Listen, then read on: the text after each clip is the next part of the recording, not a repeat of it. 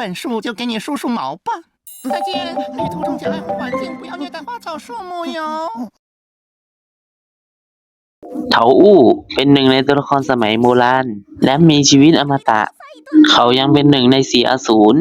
ซึ่งประกอบด้วยเถาเทียฮุนตุ้นชงฉีและเถาอู้โดยที่ทั้ง4เคยออกไปสร้างความวุ่นวายตามหมู่บ้านต่างๆจนถูกเล่าขานต่อกันมาตัวละครเถาอู้ในปัจจุบันมีบทบาทน้อยอยู่ต้องรอดูตอนต่อๆไปก่อนเถาอู้มีขนแหลมสีเหลืองสลับดำดวงตาสีแดงเป็นอมตะและมีกลิ่นเหมือนทุเรียนนอกจากนี้ถ้ามีพลังวิญญาณเพียงพอเขาจะสามารถขยายตัวเองให้ใหญ่ขึ้นได้และปลดล็อกความสามารถในการแยกชิ้นส่วน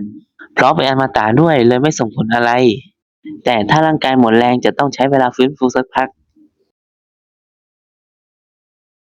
เถาอู้เป็นพวกหัวแข็งและไม่ค่อยฟังใคร